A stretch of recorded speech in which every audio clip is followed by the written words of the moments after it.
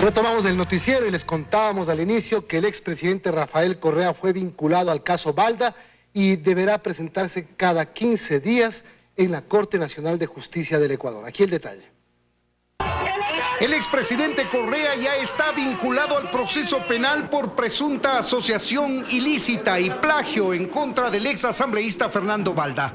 Así lo decidió hoy la jueza nacional Daniela Camacho en la audiencia de vinculación, tras escuchar los indicios que tiene el fiscal y los argumentos del abogado del expresidente Correa. Existe un expediente bastante extenso con evidencias contundentes sobre un crimen de Estado.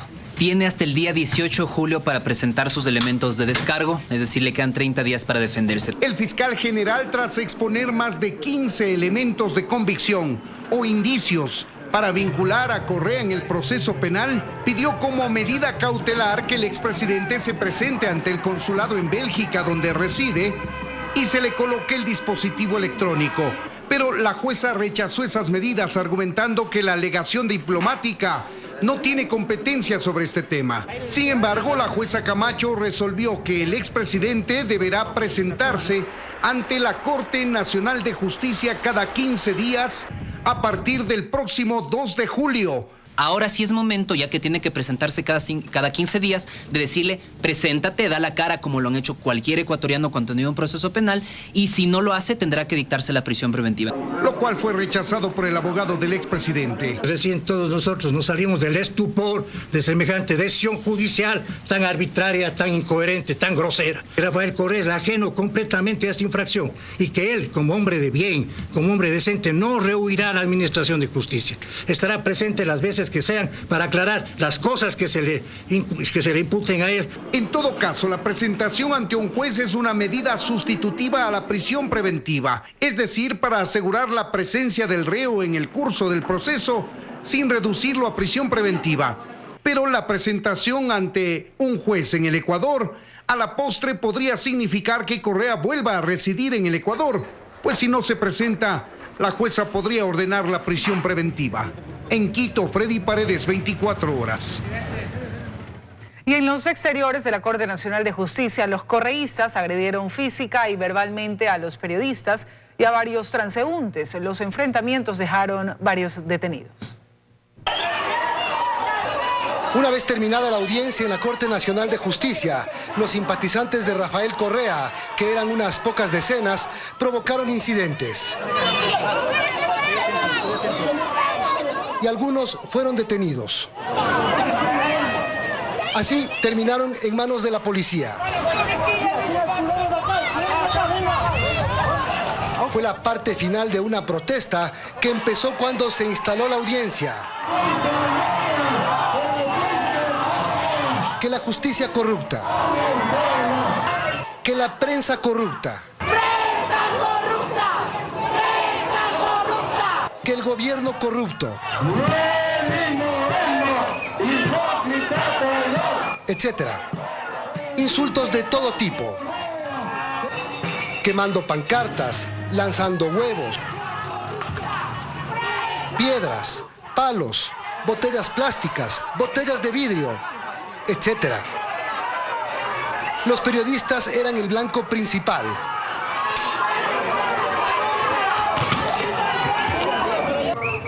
Y varios transeúntes que pasaban por el lugar y que no coincidían con sus gritos, también llevaron golpes, insultos, etcétera.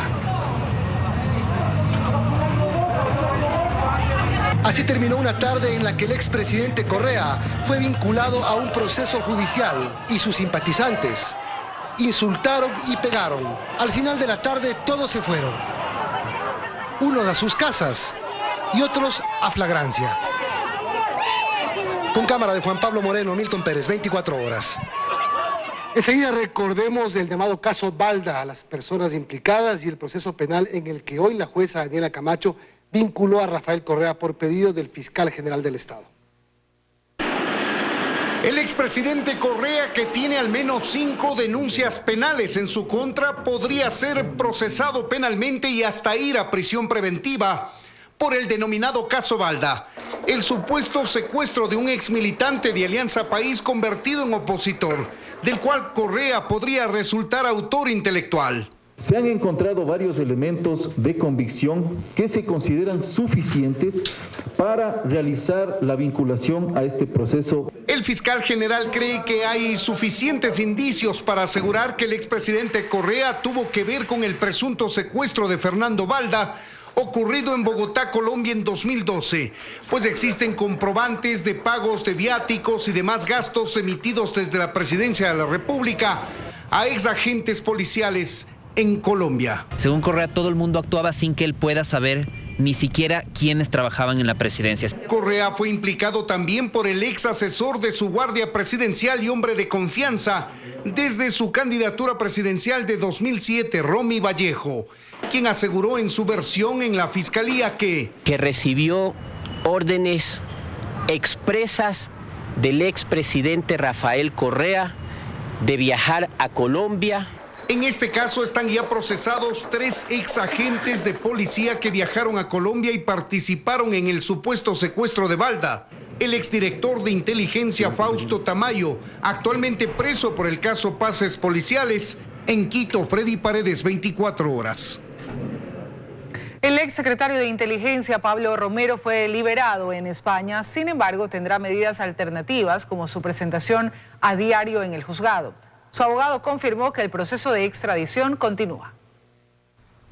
Es el momento del traslado de Pablo Romero luego de su detención en España por pedido de la justicia ecuatoriana. Sin embargo, la aprehensión duró menos de un día. El exsecretario nacional de Inteligencia fue liberado en Madrid este lunes, así lo confirmó su abogado. El juez del circuito de Madrid ha determinado que no existen los indicios suficientes y que es una medida desproporcionada la solicitud de prisión preventiva dictada en el Ecuador, por lo que ha dispuesto la libertad condicionada de Pablo Romero Quesada. Así, el magistrado José de la Mata Maya del Juzgado Central número 5 de Madrid dispuso como obligaciones la obligación apudacta de comparecer diariamente mientras se sustancia el presente expediente en el juzgado más próximo a su domicilio habitual, así como cuantas veces fuera llamado por el juzgado, la prohibición de salida del territorio nacional sin previa autorización judicial, retirada de su pasaporte. Y señala, todo ello con la advertencia de que en caso de incumplir alguna de las obligaciones se reformaría su situación inmediatamente. La resolución dictada por el juez, a pesar de que da la libertad, fue apelada. Fue el ministro del Interior quien el domingo anunció la detención de Romero luego de que la Fiscalía solicitara a la jueza la difusión roja en Interpol para su localización. Él estuvo en su casa y la policía timbró su casa y él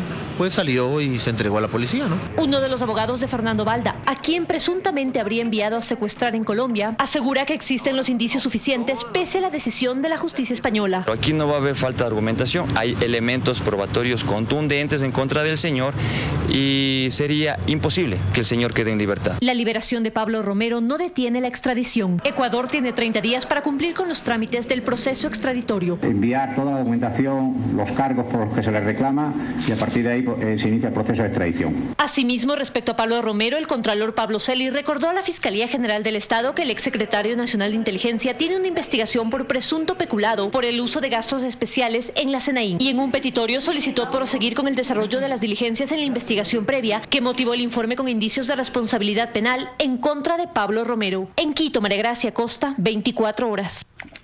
Dentro de las investigaciones por el presunto secuestro a Fernando Balda, únicamente acudieron a rendir su versión libre y voluntaria hoy el ex viceministro del Interior, Javier Córdoba, y la ex secretaria de Rafael Correa, María Luisa Donoso. Al llamado no acudieron otros convocados como el exsecretario nacional de Comunicación, Fernando Alvarado, quien solicitó que la diligencia se realice en Guayaquil, ni la exfiscal Cecilia Armas. Aquí estamos, por supuesto, lo que podamos aportar para la investigación siempre será de utilidad, aunque en mi parte será poco lo que pueda aportar. Porque yo no tengo información que pueda aportar porque no conocía en el tema. Efectivamente, yo fui viceministro del Interior durante esa época, desde el 2011 en realidad, pero es poco lo que pueda aportar. Pero estamos siempre a la disposición de las autoridades de justicia para cualquier inquietud que ellos tengan.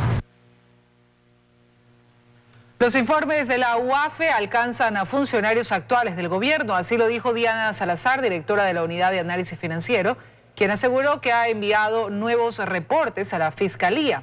Además, espera que la Fiscalía General formule cargos contra los hermanos Alvarado. Llegó hasta el complejo judicial de San Borondón para hacer una diligencia que estaba pendiente, el reconocimiento de firma. Y ahora sí, formalmente poder decir que la UAFE es acusador particular del proceso que avanza por peculado en contra del exministro Iván Espinel.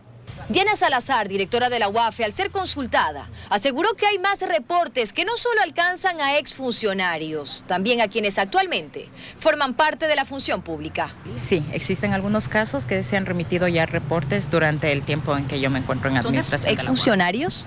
En unos casos corresponden a funcionarios, a personas naturales, a personas jurídicas que han sido objeto de análisis. No quiso especificar cuántos informes ha enviado hasta la Fiscalía General. Por parte de esta entidad también espera la decisión de si formularán o no cargos en contra de los hermanos Alvarado, para ella poder actuar.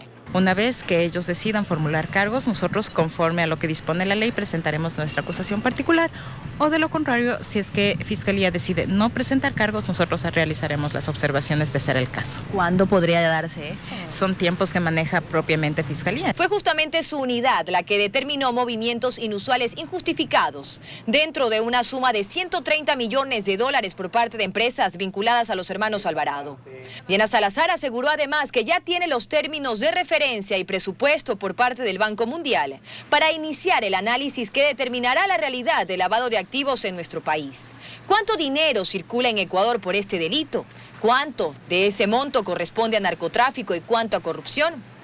La evaluación, una vez se concrete, podría tardar un año en finalizar. Dayana Monroy, 24 horas. Con 37 firmas de respaldo, la legisladora Mae Montaño presentó la solicitud de juicio político contra el ex procurador general del Estado, Diego García, quien dejó su cargo en enero. Montaño argumentó que hubo incumplimiento y arrogación de funciones por parte de García en temas como la consulta acerca de la extensión del periodo del Consejo Electoral, el retorno de Odebrecht al país y la defensa del Estado en el juicio al ex vicepresidente Jorge Glass, delegada a otras personas. El proceso está en manos del Consejo de Administración Legislativa. Desde el 2015, la Fiscalía General del Estado conocía las anomalías que arrojó la investigación de la muerte del general Jorge Gabela. En el informe, que ya puede ser revelado, se habla de un depósito de $20.000 al fiscal que llevaba la causa y de severas inconsistencias en el cotejo balístico. La información consta en uno de los informes sobre los que hoy ya no pesa reserva o confidencialidad. El perito determinó inconsistencias importantes en los cotejos balísticos del asesinato del general Jorge Gabela y acaba con algunas hasta ahora certezas. El fiscal, que en su momento investigó el hecho, confirmó que el mismo arma que se utilizó para asesinar al general Gabela sería la que un mes después sirvió para acabar con la vida de un policía. El perito dice otra cosa. Dadas las características observadas, los proyectiles no se corresponden. Concluir que ambos proyectiles fueron disparados por la misma arma no está fundamentado científicamente. Además dice, el victimario usó la mano izquierda para realizar el disparo al general Gabela. Ninguno de los detenidos es zurdo. El comité de ministros que investigaba desestimó esta parte del informe, pero a ellos sí les pareció sospechoso la entrega de $20.000 al fiscal que llevaba la causa y cerca de $8.000 a la esposa de otro sospechoso, quien solo pasó 4 días en prisión, alias el Francis. Otro investigado dice en una de sus versiones que consta en el informe, Francis era zurdo, utilizaba la mano izquierda para firmar, someter a las víctimas y disparar su arma. Además, dice que Francis manifestó haber pagado al fiscal $20.000, pero alias Francis fue asesinado en el 2012 por un supuesto ajuste de cuentas. De toda esta información tenía conocimiento la Fiscalía de Galo Chiriboga desde el 2015, cuando el informe fue recibido por el ministro de Justicia de aquel entonces, Lenin Lara. La nueva ministra que asume, Ledy Zúñiga, con oficio 2 de julio del 2015, remite copias del informe a la Fiscalía General. La exministra insiste en marzo del 2016 y en abril finalmente tiene una respuesta por parte de Galo Chiriboga, que dice, los montos que recibió el fiscal y la esposa de uno de los sospechosos no guardan relación alguna. Y concluye que envió la información a la fiscal del Guayas, Inés Barco, en agosto del 2015. Pero en la Fiscalía del Guayas, al ser consultados sobre si tienen un informe del asesinato del general Gabela, respondieron que no consta la información solicitada por los recurrentes. Dayana Monroy, 24 horas. El presidente de la República realizó la presentación de la política de defensa y seguridad para la frontera norte, una iniciativa que requerirá reformar 3 normativas. Así llegó el presidente Lenín Moreno al Batallón de Infantería Motorizada de Esmeraldas, donde realizó la presentación del Plan de Política de Defensa, Seguridad y Desarrollo para la Frontera, una iniciativa que según el gobierno responde a una prioridad nacional y que comprende 3 reformas legislativas. Será la Ley Orgánica de la Defensa Nacional, una ley de seguridad pública y una ley de inteligencia. No permitiremos que grupos irregulares armados principalmente, vuelvan a atentar contra nuestra soberanía. En el Ecuador de hoy, ningún ciudadano honesto debe ni puede vivir con miedo. Solo deben sentir miedo los delincuentes que atemorizan a la población, porque los perseguiremos sin tregua. La Comisión Especializada de Seguridad Fronteriza planteará hacer cambios en el marco normativo. El tiempo que se le dio a esta comisión fue de 90 días. Esperamos que en alrededor de 20 días tengamos ya estas leyes para el primer debate. Estaríamos hablando finales de este mes. La política está compuesta por 9 objetivos, entre ellos reducir la vulnerabilidad socioeconómica mediante la reactivación productiva. En lograr un ambiente que genere confianza para la inversión, para la producción, para el desarrollo, para una vida productiva. Vamos a garantizarles servicios, además de apoyo a sus emprendimientos para generar más empleo. Esta política fue aprobada por el Consejo de Seguridad Pública del Estado el 10 de mayo y recoge directrices y planteamientos de organismos internacionales. Daniela Valencia, 24 horas. Se evalúan nuevas estrategias para volver atractivo el proyecto Refinería de Manabí, así lo dijo esta tarde el ministro de Comercio Exterior, Pablo Campaña, quien el 20 y 21 de junio se reunirá en Austria con empresarios interesados en invertir en el proyecto. Es la última rueda de prensa del ministro de Comercio Exterior e Inversiones, Pablo Campaña, antes de partir a una gira internacional, que tendrá como primer punto Viena, la capital austriaca, donde el 20 y 21 de junio, junto con el ministro de Hidrocarburos, Carlos Pérez, mantendrá reuniones con representantes de 11 empresas de diferentes países, interesadas, dijo, en sacar a flote el proyecto Refinería del Pacífico, al que hoy se lo llama simplemente Refinería de Manabí. Estamos abiertos en evaluar ciertas alternativas para integrar refinería más ciertos pozos petroleros, upstream, cosa que le das una opción al inversionista que invierta más en el Ecuador y que su rentabilidad sea mayor, desde 8.000 hasta 10.000 millones de dólares. Eso es lo que más o menos se está hablando. La gira de Campaña terminará luego de que el 25 de junio visite Islandia, lugar donde se firmará el tercer acuerdo comercial de Ecuador, esta vez con los países que conforman el EFTA. Ellos tienen mucho interés de proveer servicios, tecnología, maquinaria que no producimos en el Ecuador. Habrán ciertos temas que sean sensibles. Por ejemplo, el sector de los lácteos. Es por eso que nosotros tenemos protección hasta 17 años en alguno de estos productos.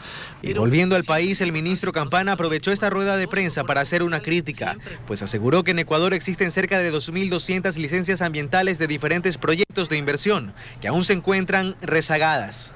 El momento que no hay licencias ambientales, no hay inversión, y por ende se ha afectado el dinamismo de la economía y la generación de empleos.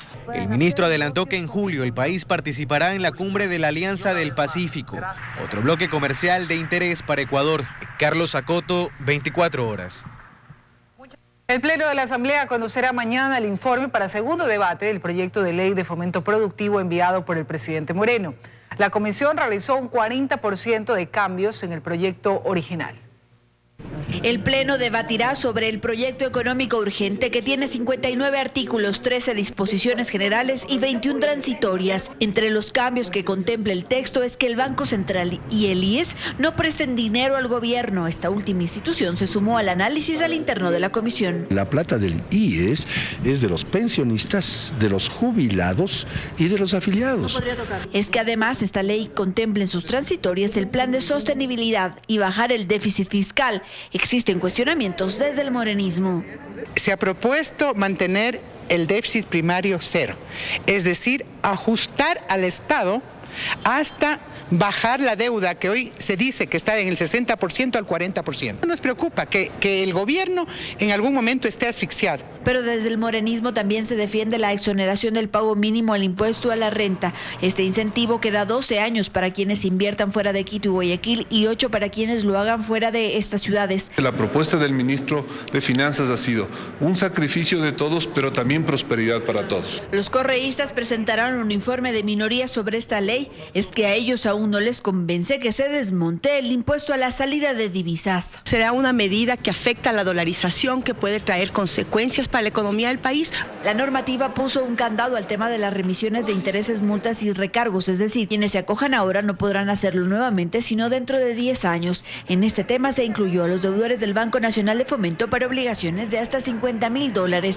Se espera que el debate de esta ley tome 2 días al legislativo, por lo que la votación del texto podría realizarse el miércoles. En Quito, Andrea Samaniego, 24 horas. La policía decomisó 1,5 toneladas de cocaína en el puerto de Guayaquil. El alcaloide estaba oculto en cajas que llevaban camarones a Bélgica. 4 personas fueron detenidas. Parecía un envío más de los miles que se hacen a diario en el puerto de Guayaquil. Sin embargo, la unidad de inteligencia de la policía prendió sus alarmas y justo cuando los canes especializados iniciaron la revisión, las sospechas fueron confirmadas. Había droga camuflada entre las cajas de camarón. Se encontró exactamente una cantidad de 1.289 paquetes de forma rectangular. En total, 1,5 toneladas de cocaína que tenía como destino Bélgica. 4 personas fueron detenidas. Una persona que se cargaba de la inspección, un delegado, la secretaria de la compañía y los representantes de la compañía en este caso. Las secretarias fueron que colaboraron en todo momento para dar con los representantes legales de la compañía. No es el único contenedor bajo sospecha. Las autoridades anunciaron la apertura de un segundo envío en las próximas horas. Joana Ramos, 24 horas.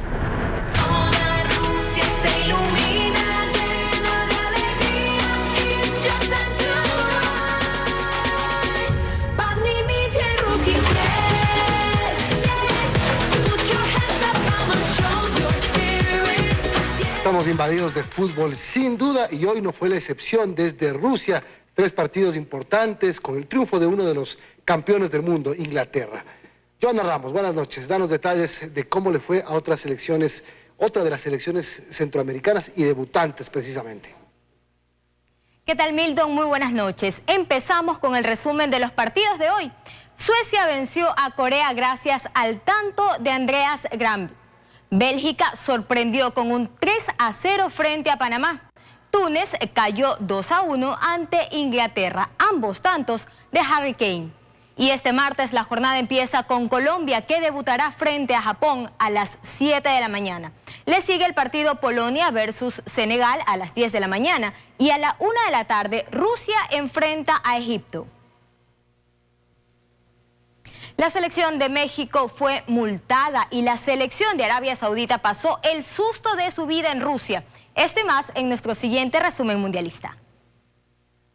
La selección de Arabia Saudita vivió un momento de suma tensión y miedo cuando el avión que los trasladaba hacia la ciudad de Rostov, Rusia, sufrió un desperfecto mecánico en el momento del aterrizaje. Según informó la federación de aquel país, fue solo un susto y toda la delegación se encuentra en perfecto estado. Las impactantes imágenes muestran cómo una turbina se incendia minutos antes del aterrizaje en el aeropuerto de Rostov, donde el próximo miércoles la selección disputará su segundo encuentro del Mundial. Y el pago de $20.500 es lo que le costará a la Federación Mexicana de Fútbol el no haber podido erradicar un grito obsceno pero tradicional entre sus aficionados. Luego de que este se escuchara durante el partido ante Alemania, la FIFA abrió una investigación y se determinó sancionar al Balompié Azteca. Y las bajas se empiezan a contar ya en este Mundial. El centrocampista danés William Beast no jugará más partidos de esta Copa del Mundo tras confirmarse la rotura de 2 costillas y la perforación de un pulmón en el choque que Dinamarca ganó a la selección peruana.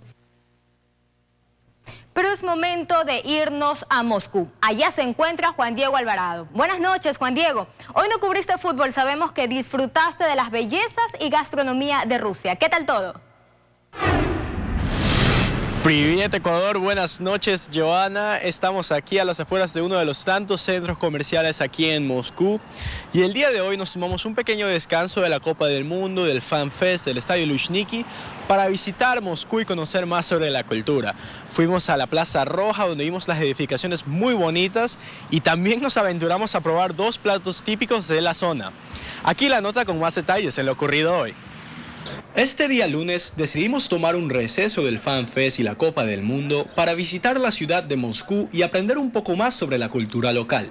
Nuestros destinos fueron la calle Nikolskaya y la Plaza Roja de Moscú, la cual estuvo repleta de turistas de todas partes del mundo quienes portaban las camisetas de sus selecciones mundialistas.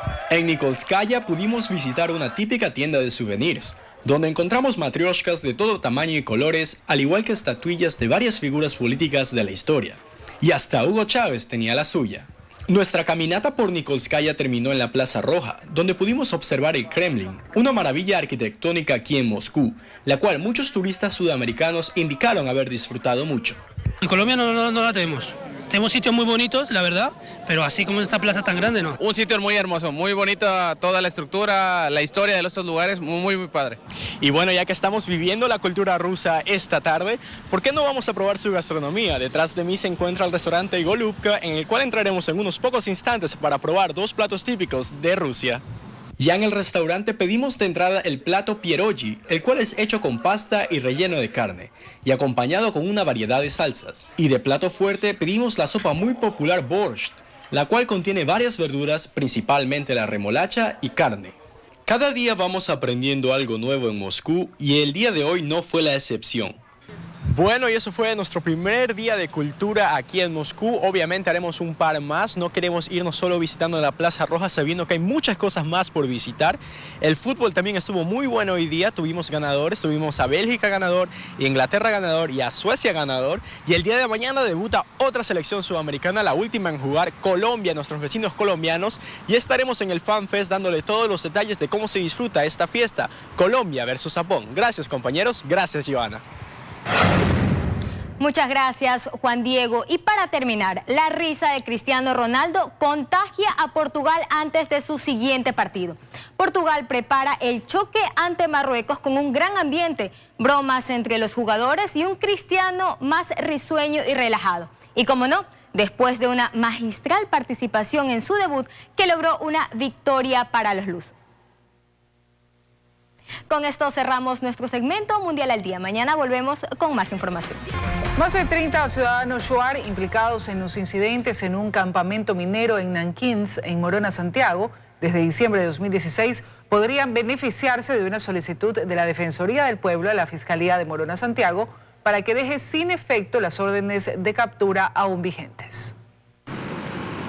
La Defensoría del Pueblo ha pedido a la Fiscalía de Morona, Santiago, proceda a archivar los casos de algunos ciudadanos shuar que han sido implicados por los incidentes que sucedieron en diciembre del 2016 en el campamento de la minera china Explorer Cobre, ubicada en Nankín, sur de Morona, Santiago. Si bien es cierto, no somos parte procesal, pero sí como Defensoría del Pueblo somos la institución pública que protegemos y tutelamos derechos humanos y tenemos la competencia y plenas facultades para exhortar de que esto se haga. Ante la solicitud planteada por la entidad defensora de derechos humanos en Macas, el fiscal Marcos Flores señaló que antes de proceder con el posible archivo de las causas, las fiscalías en donde se ventilan las mismas deberán analizar los casos. Esta solicitud de archivo tiene que ser analizada en primera instancia por el fiscal que conoce la causa y de existir elementos, formular cargos o, caso contrario, desestimarlos o archivar la causa. Si esta petición de la Defensoría del Pueblo a la Fiscalía se concreta, son varias familias las que quedarían en libertad, pues se archivarían sus casos por esta persecución que según ellos han vivido desde el año 2016. Tuvimos que bajar de montaña con vuestros hijos en lluvia, comiendo o no comiendo, teníamos que estar ahí. Y la gente tenía que correr con todos los hijos. A surcarse la montaña estaban hechos campamento y por eso sus hijos sufrían. Incluso estuvimos remontados a la selva y quizás sufrimos de hambre, sobrevivimos de lo que es de la montaña. Se conoce que son un total de 31 casos los que podrían archivarse. De ese número, 15 presuntos implicados no han sido aún llamados a que rindan sus versiones.